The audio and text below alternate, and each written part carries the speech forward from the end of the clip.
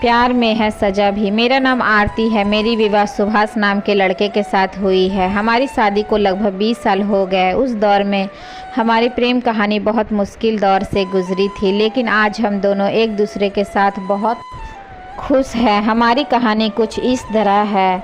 मेरी सुभाष से पहली मुलाकात अब दीदी की देवर की शादी में हुई थी। यहीं से हमारी दोस्ती शुरू हुई। सुभाष मेरे जीजा जी के दोस्त होने के कारण वह हमारे घर रोज़ाना आया करता था। हमारी दोस्ती प्यार में कब बदल गया इसका थोड़ा सा भी एहसास हमें नहीं हुआ। एक दिन मेरे पापा ने मेरे रिश्ते की बात मुझसे पूछा। उस दिन मैंने पापा से कहा कि मुझे सुभाष पसंद है, लेकिन मेरे घर वालों ने कहा कि वह हमारी कास्ट और बिरादरी का नहीं है और तेरी शादी उससे नहीं हो सकती है।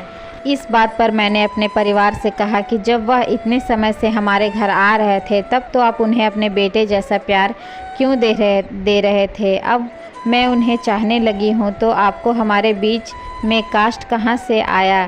फिर मेरी माँ ने मुझसे कहा कि तू उसे भूल जा क्योंकि उससे तेरी शादी नहीं हो सकती है।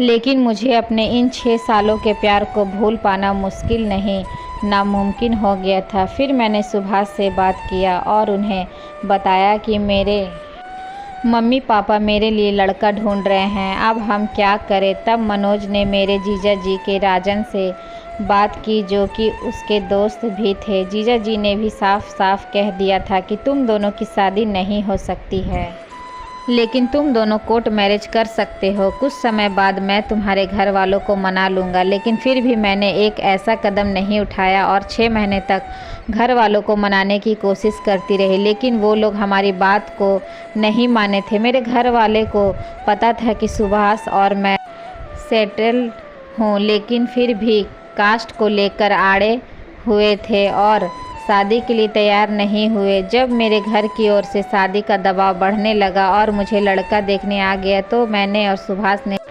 जीजा सुजीत की सलाह मानकर शादी कर ली। शादी के बाद जब मैं अपने ससुराल पहुंची तो उन्होंने भी हम दोनों को अपनाने से मना कर दिया। तभी सुभाष के एक दोस्त ने हमें अपने घर की में जगह दी, लेकिन हम लोगों को किसी और के घर में ज़्यादा समय तक रहना सही नहीं था। तब हम दोनों ने नौकरी ढूंढनी शुरू कर दी। थोड़ी दिक्कतें तो आई, लेकिन उसके बाद हमें नौकरी मिल गई। हमने किराए पर एक कमरा ले लिया। शुरुआती दिन में हम दोनों ने बहुत मुश्किल से गुजारा किया। कई बार तो हमारे पास खाने के पैसे भी नहीं हुआ करते थे, पर हमने कभी भी एक दूसरे से कोई शिकायत नहीं किया।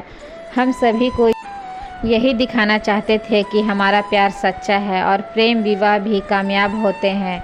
कुछ समय बाद हमारी एक बेटी हुई। इसके बाद मेरे ससुराल वाले हमें घर वापस ले आए। इससे हमारा फाइनेंशियल कॉन्फिडेंस थोड़ा ठीक हुआ। अब 3 साल बाद मेरे घर में दूसरी बेटी का जन्म हुआ, लेकिन मेरे घर वालों ने मुझे आज तक नहीं अपनाया।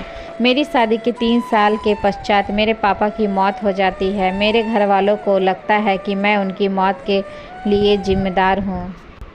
आज 20 साल की शादी के बाद मैं अपनी 2 परी जैसी बेटियां और पति के साथ बहुत खुश हूँ। आज भी मुझे अपने घर वालों का इंतज़ार है। मैं चाहती हूँ कि कम से कम मेरी मम्मी मुझे माफ़ करके अपने सीने से लगा ले और ढेर सारा प्यार करे।